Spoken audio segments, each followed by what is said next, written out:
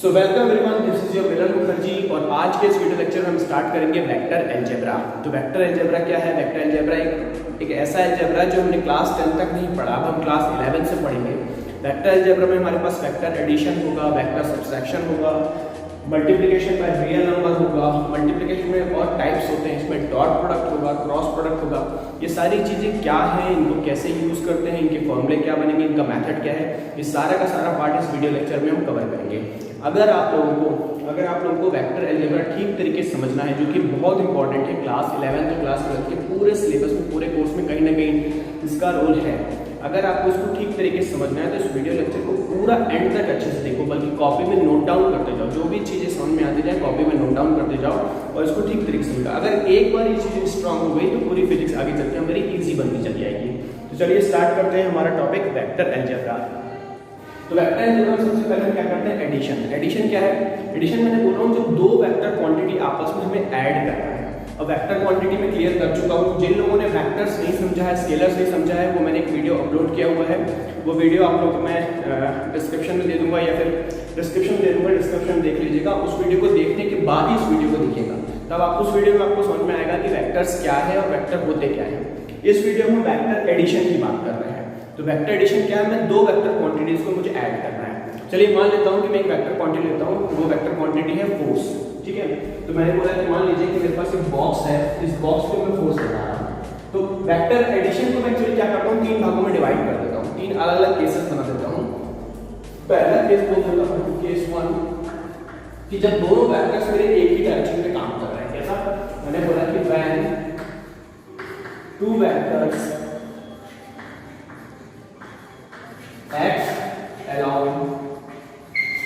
act along same direction।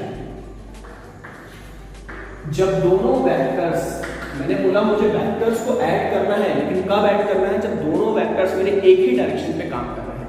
कैसा? जैसे मान लीजिए मैंने बोला एक बॉक्स है और इस पे मैं क्या करता हूँ, एक फोर्स अप्लाई करता हूँ। ये फोर्स कितना है? ये फोर्स मान लीजिए 3 न्यूटन का है और इसी डायरेक्शन पे मैं एक और फोर्स को अप्लाई कर रहा हूँ, वो कितना है? वो मान लीजिए मेरे पास 2 न्यूटन का है। तो अब मुझे इन दोनों को ऐड करना है। तो मैं कॉमन सेंस से जान सकता हूँ कि एक 3 न्यूटन का फोर्स लग रहा है, उसी डायरेक्शन में 2 न्यूटन का फोर्स लग रहा है, तो अल्टीमेटली दोनों मिलकर 5 न्यूटन हो जाएगा और ये बॉक्स मेरा 5 न्यूटन के फोर्स को एक्सपीरियंस करेगा। बट फिर भी हम इसको थोड़ा टैबुलेशन फॉर्म में अच्छे तरीके से लिख के समझ लेते हैं। इसको समझते हैं इस तरीके से। तो मेरे को क्या करना है, मान लेता हूँ कि ये मेरे पास वेक्टर ए है और ये वाला फोर्स मेरे पास वेक्टर बी है। मैंने अभी फोर्स के फॉर्म में समझा हुआ है, अब मैं इसको वेक्टर्स के फॉर्म में समझ लेता हूँ, वेरिएबल्स के फॉर्म में समझ लेता हूँ। तो मैंने बोला मुझे ए और बी को ऐड करना है, मतलब फाइनल मेरा क्या है, मेरे को ऐड करना है वेक्टर ए को और वेक्टर बी। तो अब मैं क्या करूंगा, इसके दो तरीके होते हैं। एक तरीका होता है ग्राफिकल मेथड और दूसरा होता है मेरा एनालिटिकल मेथड या न्यूमेरिक मेथड। ग्राफिकल मेथड में क्या करूंगा, सबसे पहले क्या देखता हूँ, 3 न्यूटन का मेरे पास फोर्स है, तो 3 न्यूटन को मैं क्या करूंगा, कॉपी पे ड्रॉ करूंगा। तो कैसे ड्रॉ करूंगा, 3 न्यूटन के आसपास का मैं एक स्केल ले लूंगा। तो 3 न्यूटन को मैं मान लेता हूँ 3 सेंटीमीटर। तो मैं क्या करूंगा, स्केल से 3 सेंटीमीटर की एक लाइन खींचूंगा। ये मैंने 3 सेंटीमीटर की एक लाइन खींची, क्या मान लिया कि ये 3 न्यूटन के बराबर होगा और इसको नाम देता हूं वेक्टर ए। मतलब मॉडुलस ऑफ वेक्टर ए जो होगा वो मेरा कैसा होगा, वो मेरा 3 न्यूटन का होगा, ठीक। अब क्या करता हूं, इसी के बगल में एक मैं क्या करता हूं, ये वाला बी वेक्टर मेरे को पुट करना है। बी वेक्टर कितना है? बी वेक्टर मेरे पास 2 न्यूटन। तो 2 न्यूटन के बराबर का एक स्केल उठा लेता हूं, याद रखता हूं वो कितना होगा मेरे पास 2 सेंटीमीटर। तो सीधी सी बात है, मैंने 2 सेंटीमीटर का एक स्केल उठाया है जो कि मेरा 2 न्यूटन के बराबर है और ये क्या है, मेरा वेक्टर बी के मॉडुलस के बराबर है। मॉडुलस का मतलब उसकी न्यूमेरिक वैल्यू के बराबर है, अभी डायरेक्शन से मतलब नहीं है। ये जो एरो है इसकी डायरेक्शन को दिखा दे रहा है। तो यहाँ पे मेरे पास क्या है, वेक्टर ए है और ये क्या बन गया मेरे पास वेक्टर बी है।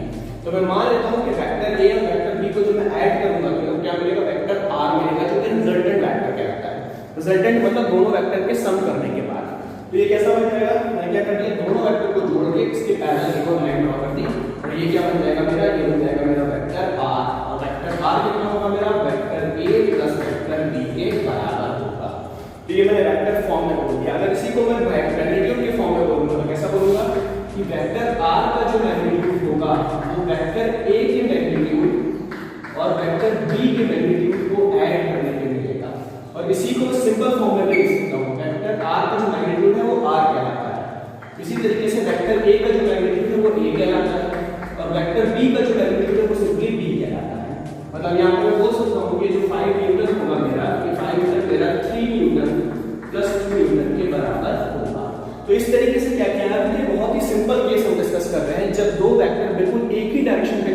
है तो मैं उसको सिंपली ऐड कर सकता हूं। तो यहाँ पे vector r is equal to vector a plus vector b बनेगा, मॉड ऑफ r में r is equal to a plus b बनेगा। तो इस तरीके से मैं सिंपली इसको ऐड कर लेता हूं। अब चलते हैं अपन दूसरे केस पे। दूसरा केस कैसा होगा, जब मैं बोलूंगा when two vectors act opposite direction, when two vectors act at opposite direction to each other.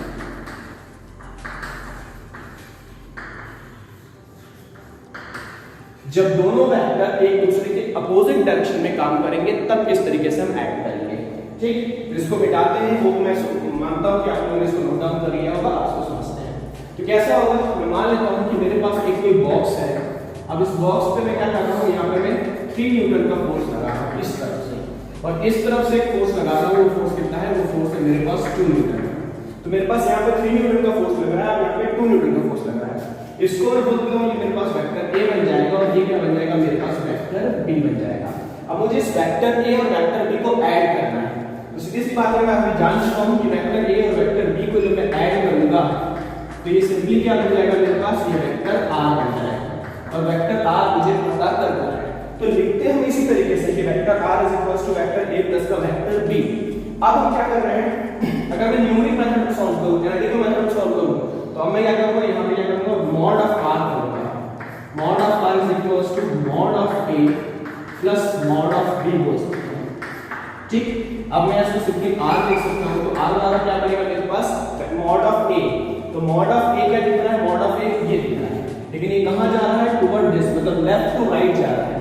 तो हम क्या करते हैं, ये लेफ्ट टू राइट जा रहा है और b जो है राइट टू लेफ्ट आ रहा है। दोनों का ही डायरेक्शन ठीक अपोजिट है। तो हमें क्या करना पड़ेगा, हमें एक डायरेक्शन सेट करनी पड़ेगी। लेट अस सपोज कि ये डायरेक्शन मेरा कैसा है, ये डायरेक्शन मेरा पॉजिटिव हो जाएगा। तो इसके अपोजिट डायरेक्शन में जो मैग्नीट्यूड बनेगा वो क्या बनेगा, मेरे पास नेगेटिव बनेगा। इसका मतलब अगर मैं मॉड ऑफ a करूंगा जो कि मेरा 3 न्यूटन है और डायरेक्शन कैसा है मेरे पास पॉजिटिव, तो मैं सिंपली इसको क्या लिख सकता हूं, ये लिख सकता हूं मैं 3 न्यूटन। ठीक, और इसी तरीके से जब मैं इधर जाऊंगा तो मेरे को क्या दिखेगा, मेरे को दिखेगा मॉड ऑफ वेक्टर b। तो मॉड ऑफ वेक्टर b क्या है, 2 न्यूटन, जो कि डायरेक्शन का इसका यहां जा रहा है। मतलब ये क्या बन जाएगा मेरे पास, माइनस ऑफ 2 न्यूटन। तो माइनस ऑफ 2 न्यूटन बन जाएगा। अल्टीमेटली r क्या बनेगा, r बराबर 3 - 2 दैट इज 1 न्यूटन। और 1 न्यूटन कैसा बन रहा है, पॉजिटिव।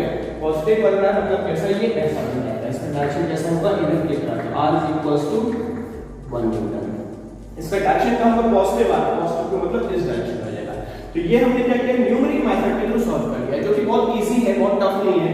3 न्यूटन फोर्स इधर लग रहा है, 2 न्यूटन उसको कैंसिल कर देगा, बचेगा 1 बोल के इधर जाएगा जहां पर 3 जा रहा है। तो इस तरीके से हो जाता है। ग्राफिकली हम कैसे करते हैं, ग्राफिकल तरीका हमारे पास ऐसा रहता है, इधर ध्यान दीजिएगा। ग्राफिकल तरीका में कैसे समझते हैं, जैसे मान लेते हैं सबसे पहले हम क्या करते हैं, वेक्टर a बनाते हैं। तो वेक्टर a कैसे बनाएंगे, वेक्टर a हम ऐसा बनाते हैं। ये कितना होगा, ये हमने स्केल समझा, 3 सेंटीमीटर का स्केल ले लिया। 3 सेंटीमीटर किसको दिखा रहा है, 3 न्यूटन को दिखा रहा है। और ये क्या है मेरे पास, वेक्टर a। अब मेरे क्या करना पड़ेगा, 2 न्यूटन का एक और वेक्टर बनाना पड़ेगा, लेकिन इसका डायरेक्शन कहां रहेगा, अपोजिट रहेगा। तो मैं क्या करूंगा, यहां से जहां इसका ये हेड स्टार्ट हुआ वहां इसका टेल रखूंगा मैं, और टेल से क्या करूंगा, 2 सेंटीमीटर का एक वेक्टर ले लूंगा जो कि 2 न्यूटन के बराबर होगा, और इसको मैंने नाम दे दिया, क्या बन जाएगा, वेक्टर b। तो मैं देख रहा हूं ये मेरा वेक्टर a जा रहा है और वेक्टर b इसके अपोजिट डायरेक्शन में आ रहा है, मतलब इतना ही इसको कैंसिल आउट कर देगा। तो बचेगा कितना, खाली इतना सा पार्ट। तो मैं ये क्या करूंगा, इतना पार्ट इसको ड्रॉ कर दूंगा। और इतना पार्ट क्या है, इतना पार्ट है मेरे पास 1 सेंटीमीटर का, दैट इज 1 न्यूटन का। 1 सेंटीमीटर क्या आया, 3 सेंटीमीटर से मैंने 2 को सब्ट्रैक्ट कर दिया, सीधे क्या मिल गया, मेरे को 1 न्यूटन मिल गया। तो ये क्या बन जाएगा, मेरा रिजल्टेंट वेक्टर बन जाएगा। तो इसको जब हम मेजर करेंगे तो भी ये 1 सेंटीमीटर का ही होगा। 1 centimetre is equal to 1 newton. तो इस तरीके से क्या होता है, हम दो वेक्टर को आपस में ऐड करते हैं, और ऐड करने के बाद क्या होता है, जो मेरा रिजल्टेंट बनता है वो इस डायरेक्शन में होता है। इसमें मेन रोल है डायरेक्शन का। जो हमारा आंसर आ रहा है, अगर आंसर हमारा पॉजिटिव है, इसका मतलब जो मेरा रिजल्टेंट वेक्टर है वो पॉजिटिव डायरेक्शन में जाएगा, और अगर मेरा आंसर नेगेटिव है तो उसका कहां जाएगा, इस डायरेक्शन में जाएगा। तो ये हम पर बनता है हमारा केस 2। ये कैसा बना हमारे पास, ये बना हमारे पास केस 2। इस केस 2 को नोट डाउन कर। तो चलते हैं अब अपन अपने थर्ड केस पे। थर्ड केस क्या है हमारा, हमने बोला केस थर्ड है हमारा कि when two or more vectors act at some angle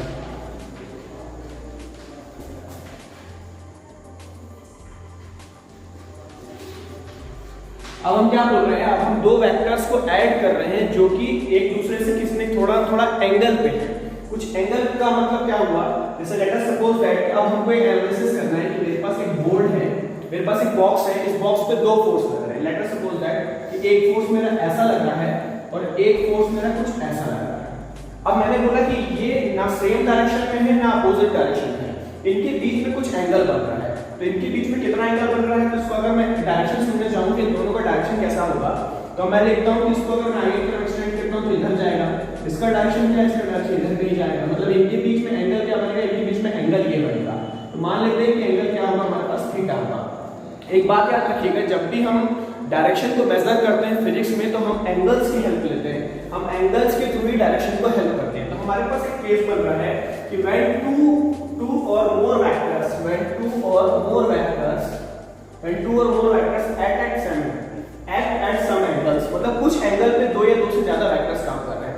जब इस तरीके का केस आता है तो हम किस तरीके से सॉल्व करते हैं, तब हमारे पास इसको सॉल्व करने के लिए तीन मेथड होते हैं। एक मेथड क्या कहलाता है मेरा triangle law of vector addition, triangle law of vector addition.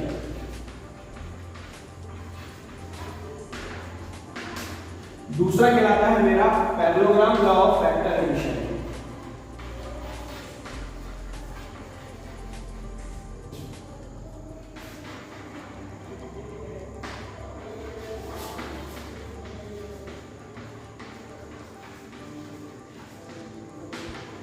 और तीसरा कहलाता है मेरा polygon law of vector addition. Polygon law of vector addition मतलब हम यहां देख रहे हैं कि अगर मेरे दो वेक्टर्स किसी एंगल के साथ में एक्ट कर रहे हैं और मुझे उनको ऐड करना है, तो उनको ऐड करने के लिए मेरे पास तीन मेथड होते हैं। पहला मेथड मैं बोल रहा हूं triangle law of vector addition, दूसरा मैं बोल रहा हूं parallelogram law of vector addition, तीसरा बोल रहा हूं polygon law of vector addition. अब चलते हैं सबसे पहले अपन कि हमारा क्या है triangle law of vector addition. इस प्रॉब्लम को मुझे सॉल्व करना है, किसके थ्रू सॉल्व करना है, triangle law of vector addition के थ्रू सॉल्व करना है। तो चलो मान लेता हूं कि मेरे पास ये मेरा वेक्टर ए है और ये मेरे पास मान लेता हूं ये वेक्टर बी है। अब मुझे क्या पता करना है, मुझे रिजल्टेंट पता करना है कि इसका रिजल्टेंट क्या होगा। मैं बोलता हूं रिजल्टेंट बनेगा मेरा a प्लस b। तो इसको मैं किस तरीके से ऐड करूंगा मेरे को दिमाग में रखना है। अब मैं जनरली सोचता हूं कि मेरे पास एक बॉक्स है, इस बॉक्स को सोचो कि ये a यहां फोर्स लगा रहा है, मतलब a कोई फोर्स वेक्टर है, A इसको इधर की तरफ पुश कर रहा है और B इसको इधर की तरफ पुश कर रहा है। मतलब अल्टीमेटली क्या होगा, ये बॉक्स कुछ हिस्सा इधर चला जाएगा और कुछ इधर जाएगा, मतलब अल्टीमेटली यहाँ कहीं पहुंच जाएगा और यहाँ कहीं पहुंच जाएगा। अब मुझे इसी चीज को पता करना है, ये जो मेरा वेक्टर बनेगा ये मेरा रिजल्टेंट आ रहा है बनेगा। तो by the help of triangle law of vector addition मैं इसको कैसे पता कर सकता हूँ। तो देखो triangle law of vector addition की जो डेफिनेशन होती है वो डेफिनेशन ये बोलती है कि if we arrange two vectors in the adjacent side of a triangle, अगर मैं दो वेक्टर को किसी ट्रायंगल के एडजेसेंट साइड में अरेंज कर दूं तो जो उसकी थर्ड साइड होगी वही इसका रिजल्टेंट बनेगा। जैसे लेट अस सपोज दैट कि मान लेता हूं कि ये जो मेरा a वेक्टर है ये 5 न्यूटन का है और ये जो b वेक्टर है मान लेता हूं 4 न्यूटन का है। तो इसको सॉल्व करने के मेरे पास दो मेथड बन सकते हैं, एक ग्राफिकल मेथड एक न्यूमेरिकल मेथड। तो पहले अपन चलते हैं ग्राफिकल मेथड पे। इस प्रॉब्लम को मैं ग्राफिकली कैसे सॉल्व करूंगा। तो मैं क्या करता हूं, मैं दोनों वेक्टर को किसी ट्रायंगल के दो साइड के रूप में प्लेस कर देता हूं। कैसा, जैसे मान लो मेरे पास ये a वेक्टर है, ये 5 न्यूटन का है, तो मैं क्या करता हूं यहाँ पे a वेक्टर ड्रॉ कर देता हूं, ये मेरा a वेक्टर होगा। अब मैं कैसे ड्रॉ करूंगा, मैं क्या करूंगा इस 5 न्यूटन को 5 सेंटीमीटर के आसपास रखूंगा और मैं ड्रॉ कर दूंगा 5 न्यूटन और मैंने क्या नाम दे दिया, ये नाम दे दिया मैंने a वेक्टर मेरे पास। ठीक, अब मेरे पास क्या दिख रहा है, ये b वेक्टर दिख रहा है। इस b वेक्टर के साथ मैं ट्रायंगल के दूसरे साइड पे प्लेस कर दूंगा तो कैसा हो जाएगा, मैंने बोला मैंने क्या किया, ये b वेक्टर को उठा के यहां पे प्लेस कर दिया। ये कितना है 4 न्यूटन। तो यहां सीधी सी बात है, मैंने यहां पे क्या किया हुआ है, इसको 4 सेंटीमीटर बोल देता हूं और 4 सेंटीमीटर कितना होगा मेरे पास 4 न्यूटन के बराबर। और ये क्या बन जाएगा मेरे पास b वेक्टर। मतलब ये जो बॉक्स है मेरा ये कुछ इधर शिफ्ट होगा और जब ये वाला फोर्स लगेगा तो कैसा होगा, इधर शिफ्ट हो जाएगा। मतलब अल्टीमेटली ये कहां शिफ्ट हो जाएगा, ये यहां से शिफ्ट होके यहां पहुंच जाएगा। तो अब मैं देख रहा हूं कि ये मेरे पास a वेक्टर है, ये b वेक्टर है, ये दोनों जब मेरा कंबाइन होगा तो कंबाइन होने के बाद क्या बन जाएगा, ये रिजल्टेंट r हो जाएगा। और रिजल्टेंट r कैसा होगा मेरे पास a प्लस का b। तो इस मेथड को हम बोलते हैं triangle law of vector addition. Triangle law of vector addition में ये है कि मैंने बोला कि ये मेरा 5 न्यूटन होगा और ये मेरा 4 न्यूटन होगा, तो मैंने बोला कि 5 सेंटीमीटर की स्केल होगी और ये 4 सेंटीमीटर स्केल होगी। तो इस ग्राफिकल मेथड से जब मैं स्केल पुट करूंगा यहां से लेकर रिजल्टेंट की लेंथ को नापूंगा, तो जो रिजल्टेंट की लेंथ होगी वही रिजल्टेंट का मैग्नीट्यूड बन जाएगा। जैसे लेट अस सपोज दैट मैंने इसको कॉपी पेन पे ड्रॉ किया और ड्रॉ करने के बाद जब मैं इसको मेजर करता हूं तो मेजर करने के बाद मेरे को इसकी लेंथ मिलती है 8.5 सेंटीमीटर। अगर इसकी लेंथ 8.5 सेंटीमीटर मिलती है इसका मतलब ये होगा कि इस रिजल्टेंट फोर्स का जो मैग्नीट्यूड है वो क्या बनेगा, मेरे पास 8 न्यूटन बनेगा। इस मेथड को हम बोलते हैं triangle law of vector addition, वो भी हम ग्राफिकली सॉल्व कर रहे हैं। एक बार फिर से रिपीट करता हूं, मेरे पास एक बॉक्स है, इस बॉक्स में दो फोर्स काम कर रहे हैं, एक फोर्स 5 न्यूटन पे इधर पुश कर रहा है, एक फोर्स 4 न्यूटन पे इधर पुश कर रहा है। ये दोनों फोर्स मिलके क्या रिजल्टेंट बनाएंगे, मैं उसको कैसे मेजर कर सकता हूं। मैंने 5 न्यूटन के फोर्स को स्केल उठा के 5 सेंटीमीटर की लाइन से यहां ड्रॉ कर दिया, फिर मैंने क्या किया 4 न्यूटन के फोर्स को स्केल उठा के यहां ड्रॉ कर दिया। ट्रायंगल के दो एडिशन साइड पे मुझे एक बात याद रखना होगा कि जो triangle law of vector addition होता है इसमें मेरे को ये देखना पड़ेगा कि इसका जो अरेंजमेंट होता है वो इस तरीके से होता है, एक का हेड और दूसरे का टेल अरेंज करता हूं। जो इसका अरेंजमेंट होता है वो फर्स्ट वेक्टर का मैं हेड लेता हूं और सेकंड वेक्टर का टेल अरेंजमेंट करता हूं। तो जो मेरा थर्ड साइड बनेगा वो थर्ड साइड कैसा बनेगा, थर्ड साइड मेरा रिजल्टेंट वेक्टर बनेगा। और इसको जब मैं स्केल से मेजर करूंगा जो भी मे बी ये वैल्यू सही हो सकती है नहीं भी हो सकती है, मैंने एक रफली समझने के लिए है कि 8.5 सेंटीमीटर आती है तो ये कितना निकलेगा 8 न्यूटन निकलेगा। तो ये मेरा क्या कहलाता है triangle law of vector addition by graphical method. अगर इसी चीज को मैं पिन पॉइंट एक्यूरेसी के साथ फार्मूला वाइज जाऊं तो मैं बोलूंगा कि मॉड ऑफ r क्या बनेगा मेरा, ये जो मॉड ऑफ r बनेगा ये बनेगा मेरे पास under root of a square plus b square plus 2ab cos theta. अब ये थीटा क्या बनेगा, यहाँ पे थीटा हम जानते हैं एंगल है किसका, मैंने बोला ये a का डायरेक्शन है और ये मेरा b का डायरेक्शन है, इनके बीच का जो एंगल है ये एंगल क्या बनेगा मेरे पास थीटा, जो थीटा हम यहाँ दिखा रहे थे। तो इस तरीके से क्या करते हैं हम triangle law of vector addition के थ्रू रिजल्टेंट पता कर लेते हैं और रिजल्टेंट को हम इससे कंपेयर भी कर सकते हैं। ये हमारा फॉर्मूला है, अगर हम इस फॉर्मूले को समझना है कि हम फॉर्मूला हमारा कैसा है तो इसको हम इजीली डिराइव भी कर सकते हैं ये फॉर्मूला हमारा किस तरीके से है। अभी हमने क्या किया सिर्फ ग्राफिकल मेथड से इस चीज को समझा है, अब मैं न्यूमेरिक एनालिटिकल मेथड से इस फॉर्मूले को डिराइव करके बताता हूं कि ये फॉर्मूला मेरा किस तरीके से आएगा और फिर मैं एक्चुअल वैल्यू निकालूंगा कि 5 न्यूटन और इसमें तो ये जो वैल्यू है डिपेंड करती है मेरी थीटा पे, तो 2ab cos थीटा पे डिपेंड करेगी। तो चलिए आगे बढ़ते हैं अपन और इस फॉर्मूले को डिराइव करते हैं कि ये फॉर्मूला हमारा किस तरीके से आता है। तो देखिए मैं इसको रब कर रहा हूं,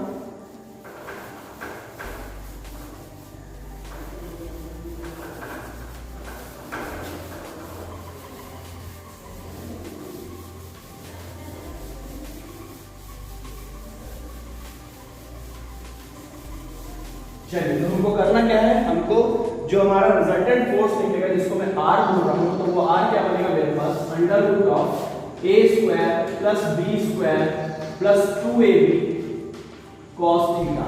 मुझे इस चीज को डिराइव करके निकालना है। चलो तो मैं मान लेता हूं कि मेरे पास दो फोर्स हो जाते हैं, एक फोर्स में इधर रख लेता हूं और एक फोर्स में ऐसा रख लेता हूं और ये मेरा रिजल्टेंट बन जाएगा।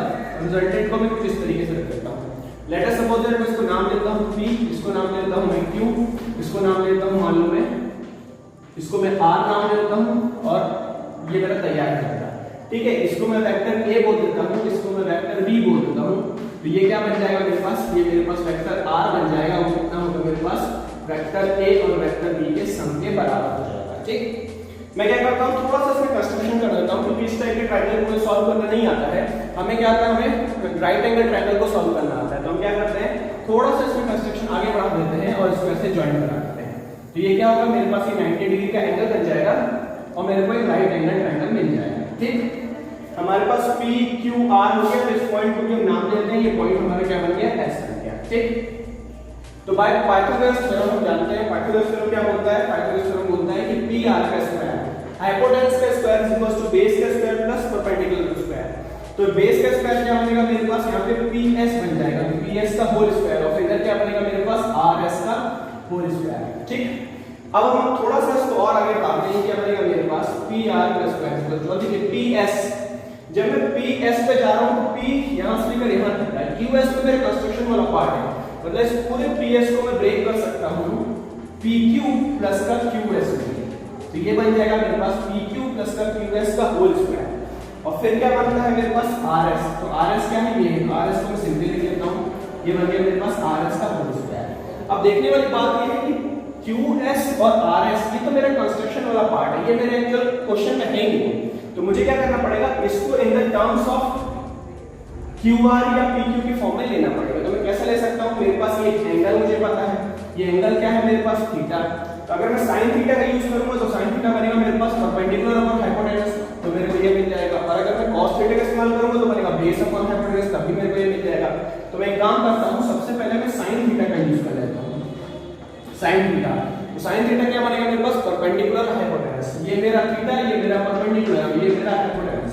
तो परपेंडिकुलर क्या बनेगा मेरे पास RS अपॉन का QR, ये बन जाएगा मेरे पास। तो इस तरीके से देखो मेरे को RS मिल गया, तो मैं क्या कर सकता हूं, ये बोल सकता हूं कि RS is equals to QR sin theta, RS is equals to QR sin theta.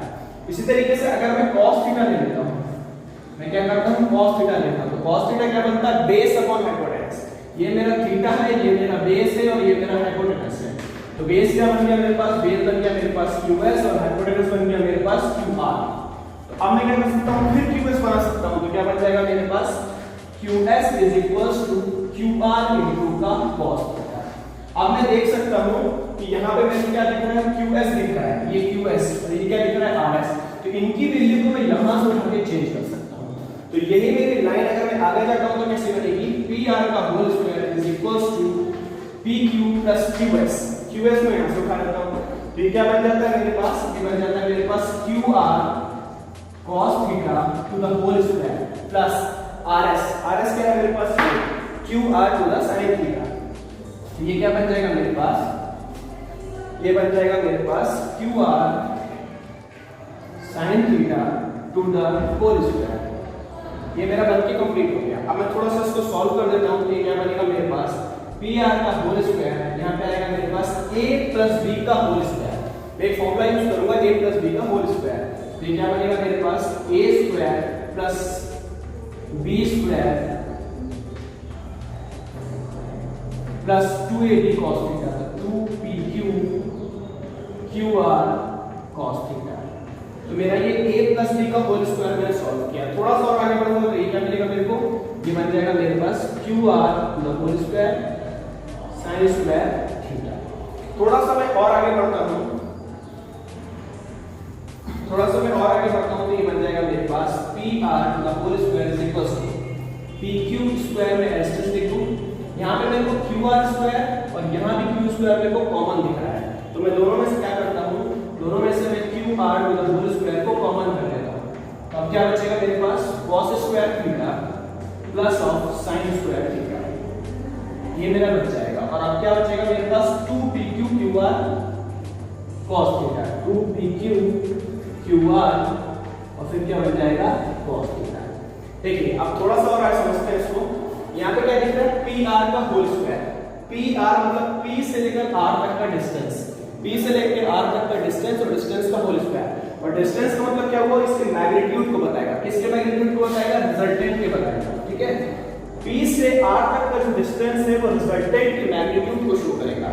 तो ये जो P से R तक का डिस्टेंस ये क्या बन जाएगा मेरे पास, ये मेरा R वेक्टर रिजल्टेंट वेक्टर का मॉड्यूलस हो जाएगा, मैग्नीट्यूड है और इसका मैग्नीट्यूड का होल स्क्वायर करेगा, जिसको मैं सिंपली R भी बोल सकता हूं, मैं इसको सिंपली R भी बोल सकता हूं।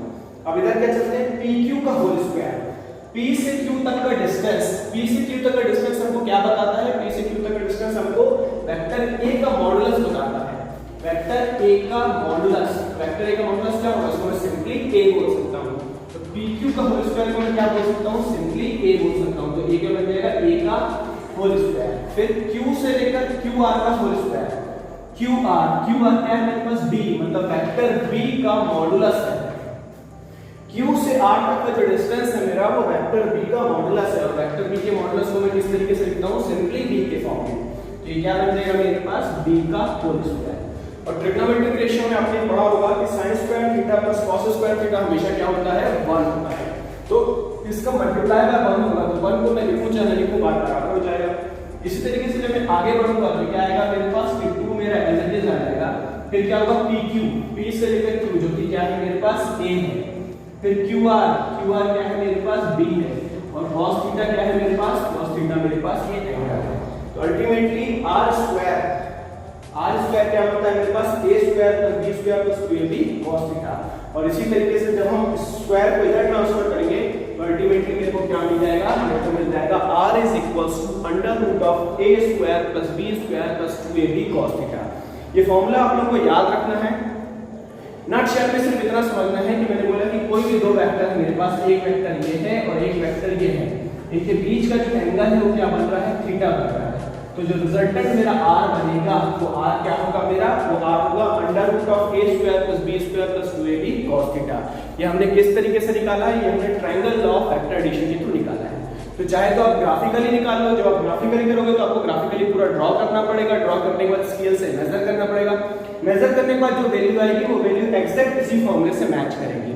तो इस तरीके से हम क्या बोलते हैं, triangle law of vector addition. Triangle law of vector addition में एक बात और आती है, अभी हमने रिजल्टेंट के मैग्नीट्यूड को पता कर लिया कि रिजल्टेंट का मैग्नीट्यूड क्या होगा, लेकिन रिजल्टेंट एक वेक्टर क्वांटिटी है। अगर एक वेक्टर क्वांटिटी है तो इसका डायरेक्शन भी होना चाहिए। तो हम क्या करते हैं, इसका डायरेक्शन निकालते हैं, ठीक है। तो हम डायरेक्शन कैसे निकालेंगे, ये डायरेक्शन निकाल सकते हैं। अभी हम क्या कर रहे हैं, अपने PQ जो वेक्टर A है मेरा, उसको मैं बेस रेफरेंस मान के चल रहा हूं। इसी बेस रेफरेंस से मेरा B का एंगल निकला था और इसी बेस रेफरेंस से मैं R का एंगल निकालता हूं। मान लेता हूं कि जो मेरा R का एंगल होगा वो R के एंगल को मैं अल्फा बोल देता हूं। तो अब हम अल्फा को फाइंड आउट कर दें कि अल्फा हमारा किस तरीके से होगा। तो फटाफट इसको नोट डाउन कर लीजिए। ये सबसे इजीएस्ट मेथड है कि हमने ये रिजल्टेंट के डायरेक्शन को फाइंड आउट करके निकाला है। तो जल्दी से इसको नोट डाउन कर लो, नोट डाउन करने के बाद हम अल्फा पता करेंगे।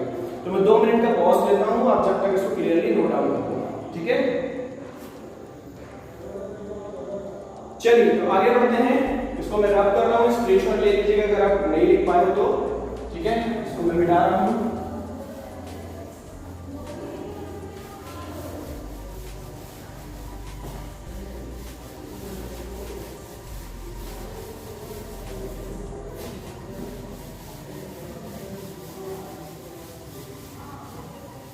तो चलिए अब मेरे को क्या करना है, रिजल्टेंट की डायरेक्शन को पता करना है। ग्राफिकल मेथड में तो हम क्या होता है, ग्राफिकल मेथड में एक ट्रायंगल ऐसा एक एंगल बनता है, ऐसा बनता है और एक ये बनता है। तो मैं क्या करूंगा, इसके ऊपर अपना d रख दूंगा, प्रोडक्टर रख दूंगा और प्रोडक्टर से इस एंगल को डायरेक्टली मेजर कर सकता हूं। बट अगर मैं एंगल को ग्राफिकली ना मेजर करके एनालिटिकली मेथड करना है, न्यूमेरिक मेथड से मुझे मेजर करना है, तो मैं किस तरीके से मेजर करूंगा, तो मैं क्या करता हूं, मैं tan थीटा यूज कर लेता हूं। मैंने क्या यूज किया, tan phi यूज कर लिया। जब मैंने tan phi यूज किया तो क्या बनता है, tan बनता है because perpendicular upon base. Perpendicular क्या होगा मेरे पास, परपेंडिकुलर होगा मेरे पास rs और बेस क्या होगा मेरे पास, बेस बनेगा मेरे पास ps। तो ये बन गया मेरे पास rs अपॉन ps। अब हम चलते हैं tan अल्फा पे। तो tan अल्फा कैसा बनेगा, rs अभी हमने बनाया था। rs क्या है मेरे पास, rs को मैं सिंपली बोल सकता हूं, rs को मैं बोल सकता हूं qr sin थीटा। rs को अभी हमने निकाला था qr sin थीटा के बराबर हमको मिल गया था। और अब हम चलते हैं ps पे। तो ps कैसा बनेगा मेरे पास, ps को मैं सिंपली बोल सकता हूं pq प्लस ऑफ qs।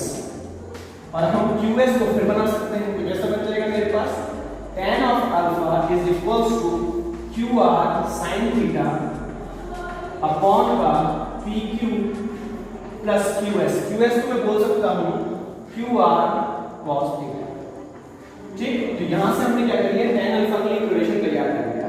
जब हम tan अल्फा के लिए इक्वेशन तैयार कर लेते हैं तो इसको हम कैसे लिखते हैं, ये हम लिखते हैं tan ऑफ अल्फा, यार qr, q से लेकर r तक का ये क्या है मेरे पास b, ये क्या बन जाएगा मेरे पास b of sin theta upon, चलते हैं आगे पर। तो ये क्या बन जाएगा मेरे पास pq क्या हो जाएगा मेरे पास a प्लस का qr क्या बन जाएगा b और फिर क्या बन जाएगा मेरे पास cos थीटा। तो यहाँ पे मेरे पास एक रिलेशन तैयार हो गया। ये रिलेशन क्या बना, tan of alpha is equals to b sin theta plus का a प्लस का b cos थीटा। अगर मेरे को अल्फा पता करना है तो मैं क्या करूंगा, इस tan को उधर भेज दूंगा।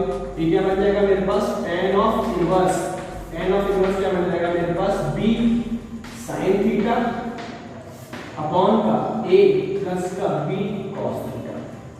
इस तरीके से क्या होगा, जो मेरा रिजल्टेंट बनेगा उस रिजल्टेंट का जो एंगल है जो कि वो वेक्टर a के साथ बना रहा है, जिसको मैं अल्फा बोल रहा हूं। अल्फा हमें न्यूमेरिकली एनालिटिकल मेथड से इसको ग्राफिकल मेथड से आप सिंपल डिडक्टिव मेथड करो। तो ये पूरा का पूरा जो खेल है ये कहलाता है मेरा triangle law of vector addition. Triangle law of vector addition में हमको रिजल्टेंट भी मिल जाता है और साथ साथ क्या मिल जाता है, एंगल भी मिल जाता है। ये हमने न्यूमेरिकली निकाला हुआ है और इसी चीज को हम ग्राफिकली भी निकाल सकते हैं। तो ये पूरा एक टॉपिक हमारा खत्म होता है, इसको बोलते हैं triangle law of vector addition.